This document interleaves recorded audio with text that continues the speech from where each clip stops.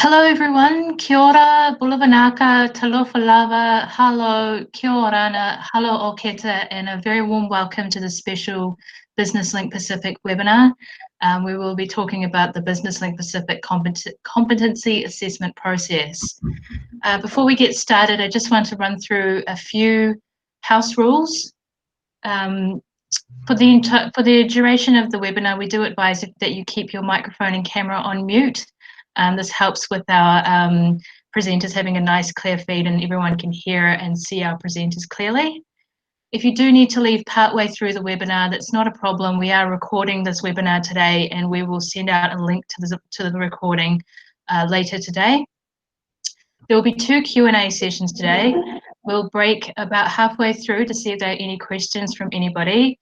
And then we'll have another Q&A session at the very end. If you have any questions anytime throughout the webinar, please type your questions into the chat box, which is located in the top right-hand corner of your screen.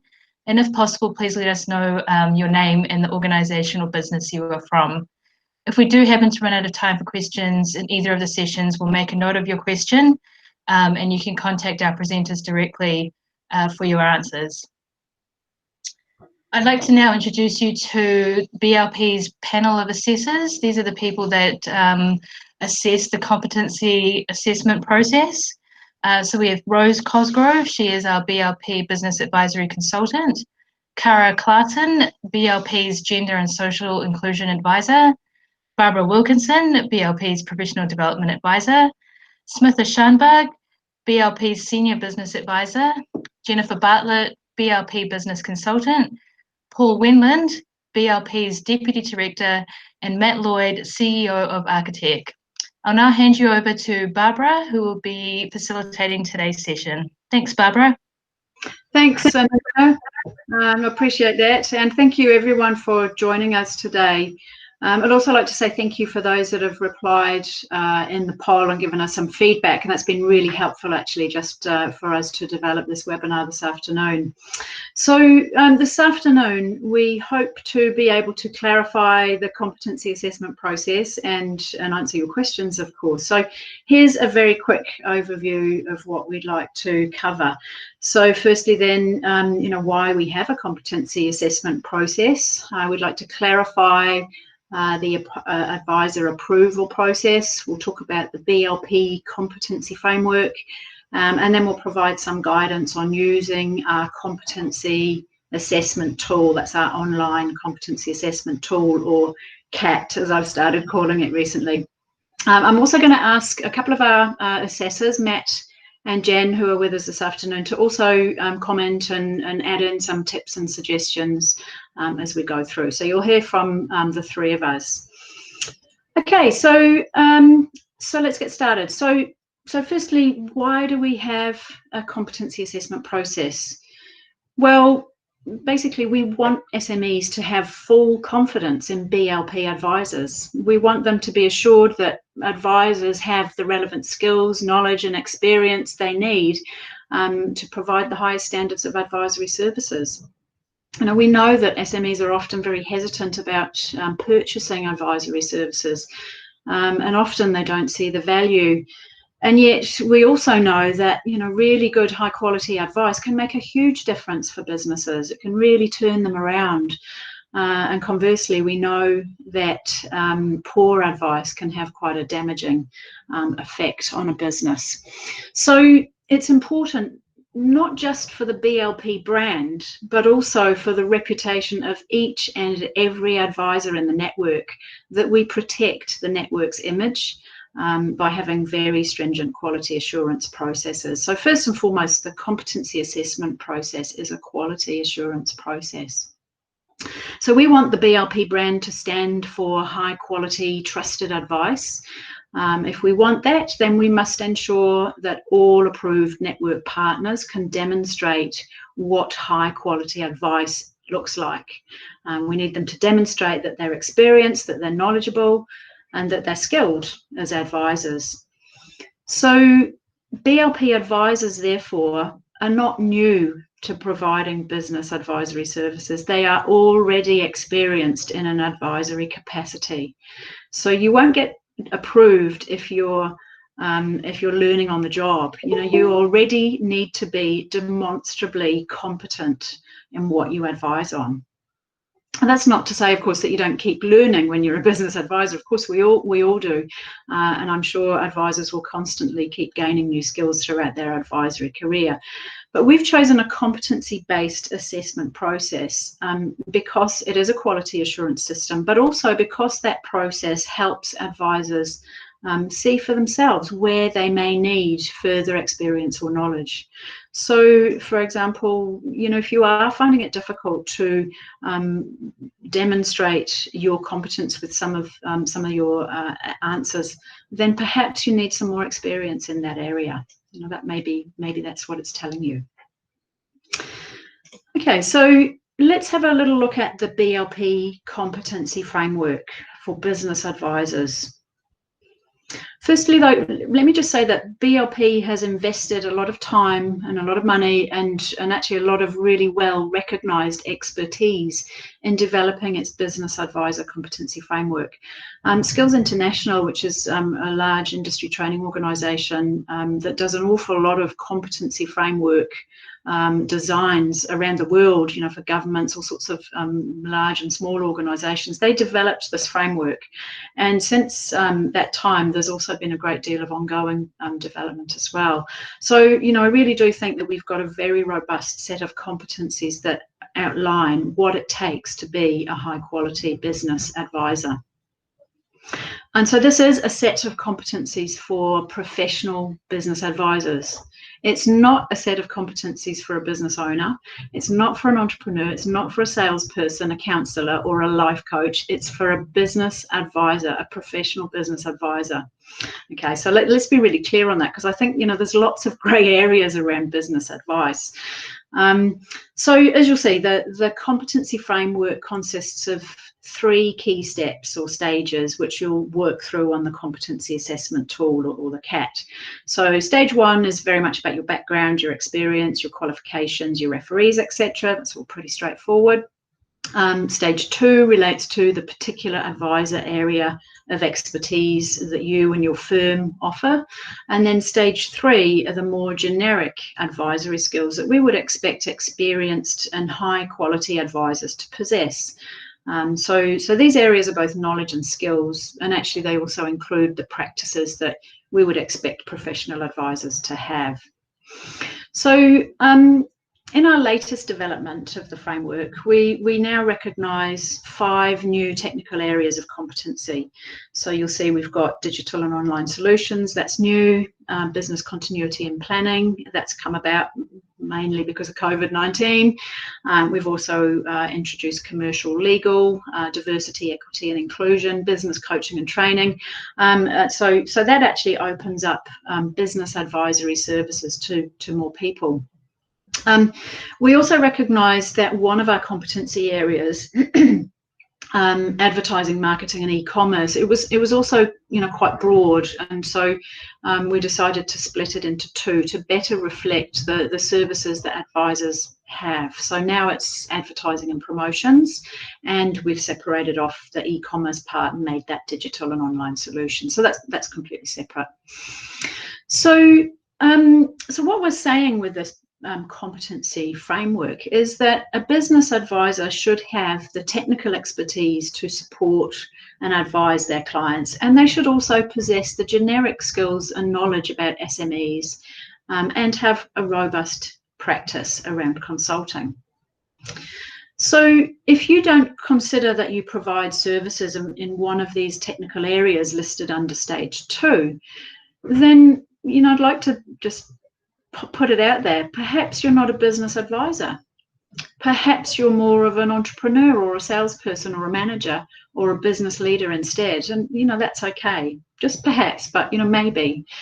And I highlight this because I think the word advice or advisory service are often used in different circumstances that perhaps are not quite aligned to what we mean here. So, we all like to offer advice, don't we? And we all like to share our ideas and experience. But for example, suggesting to a business owner that you go and get a loan from the bank to help start their new venture, their new business venture, that doesn't really constitute professional business advisory services, does it? That's not really a sellable commodity. I'd probably call that a bit of friendly advice. But perhaps, though, if you helped that business to work out how much they needed to borrow, you did a cash flow forecast for them, you put together a business plan for funders to review, and then you also shopped around a bit for the best loan rates they could get, then perhaps you could say you had provided professional business advisory services around financing and loan facilitation, for example. Similarly, telling a client in the tourism sector that they need to attract international customers to their beach resort is not professional business advice. It's friendly advice, isn't it? But helping them to develop a written marketing plan on how they might attract those international visitors, which countries and market segments they might come from, what you might target, developing key messages for those target audiences, developing a clear selling proposition, and then maybe arranging advertising schedules, recommending marketing tools, etc. That's more like business advisory services that we're actually talking about, and that's a sellable commodity. So I want to be absolutely clear, professional business advisory services that SMEs are prepared to pay for are completely different to offering a piece of friendly advice. So that's what our competency framework is based on. Very, very deliberately clear there. I just want to make sure that's clear. So at BLP, we're not trying to commercialise that kind of friendly advice thing, but we are wanting to promote the benefits to SMEs of using proven, professional, experienced advisors who are demonstrably, I'll use that word, competent, and whose business advice is a sellable and valuable commodity. So that's what this is all about. I'm just going to pause there and see if we've got any comments, or Matt and Jen, if you've got anything that you want to add to that. Yeah, I think one important thing to note, and this comes up quite a bit as well, is that the technical competencies should be your technical competencies, not the competencies of the company you work for or the organization you represent. It should be, this is about yourself as an advisor. So that might be good to add. Yeah, that's fantastic. Thank you for that. Yeah. Okay. All right, so let's move on then to the advisor approval process. So as you know, it starts with an advisor registering on the portal. And again, as Matt's been saying, it's important to understand that difference between you as an individual and your firm. And so you register your firm, I understand, and then you apply yourself as well. So that sort of registration process is your firm, and perhaps yourself as a staff member within that firm at the same time. So that's the first step. Once you've done that, we do some due diligence. So one of the first things that BLP might do is say, well, actually, is this an advisory firm? And maybe there's some grey areas around that. You know, I kind of think in IT, for example, there are some firms that maybe are business advisors, some that maybe aren't.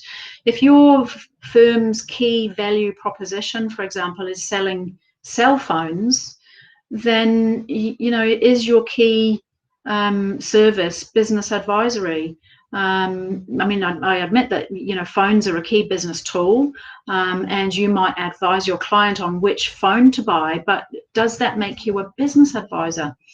Well, I don't think so. But perhaps if you offer business phone systems like VoIP that, you know, integrates with other IT hardware and it addresses key business issues, then maybe that is business advisory services.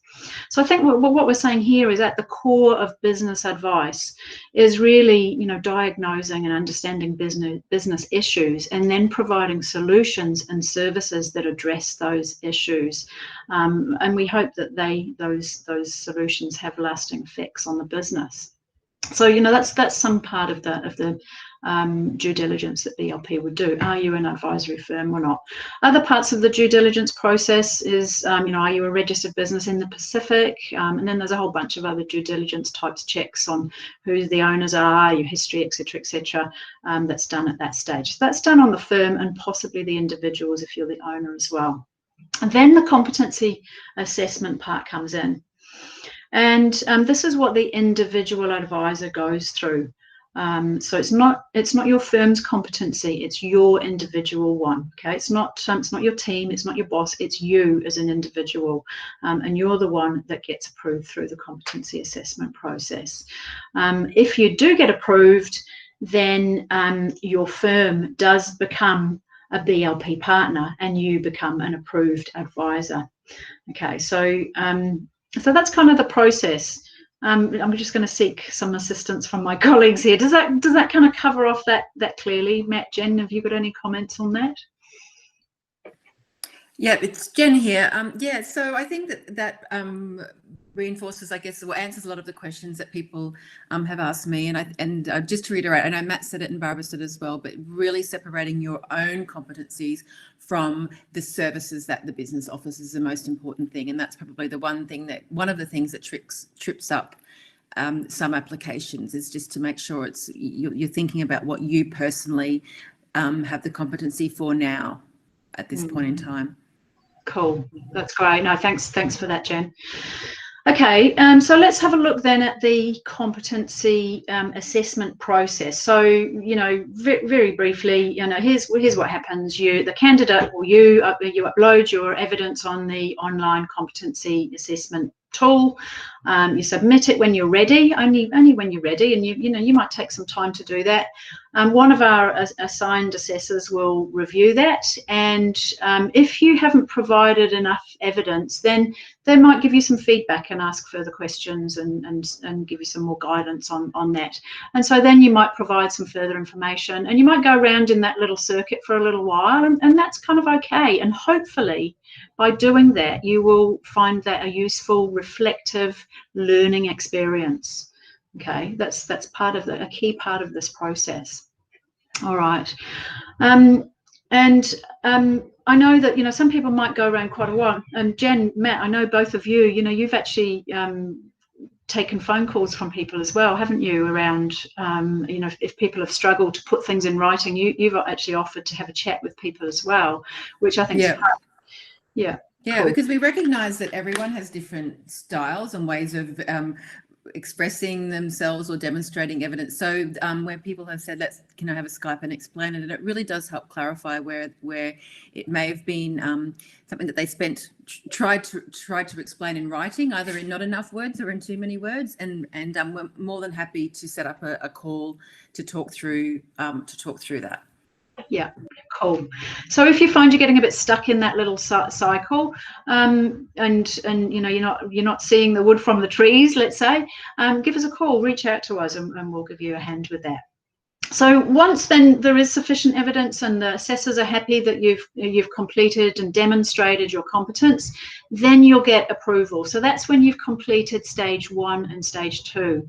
Now, if you go on and do stage 3, which is that generic advisor skills, then you can become certified. Now, I have to say that stage 3 is actually a really, really useful process to go through. I mean, this is really helpful for your own development, not just as a business advisor, but also as a consultant. So I do encourage you to do that. And not only will you find that it's quite a useful process to go through, but also once you're approved for all of those competencies as well, then you get the BLP certificate in business advisory skills, and that's just another little badge that you get. So that's great recognition that you get as a certified advisor. So that's the competency assessment process. So well, I've already spoken quite a bit about competency-based assessment, but I just want to be really clear what we mean, because competency-based assessment is a specific assessment process. And with that, we are looking for evidence of skills and knowledge being applied in a given situation. So we're asking you to talk about what you personally actually did in a situation. So it's not what your boss or your team or all of you did, it's what you personally did. Just be really clear on that. It's also not about what you would do in a situation if that arose. We're not looking for that. We're asking you to tell us what you did do, okay?